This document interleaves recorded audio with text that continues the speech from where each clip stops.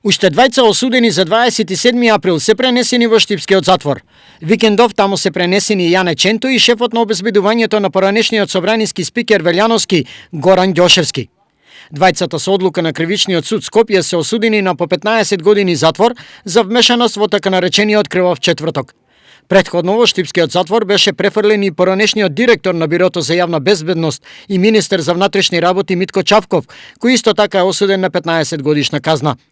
Не е исклучено во наредниот период во Штип да бидат префрлени и други осудени за 27 април. Присудите на сите осудени за крвавиот четврток се предмет на жалба и за нив се очекува да расправа апелацијскиот суд. И покрај тоа, законот остава можност по желба на осудениот да го прекине притворот и на сопствено барање да започне со издржување на казната. На тој начин му се овозможува да се напушти притворското оделение и да се распредели во некој од затворите во државата.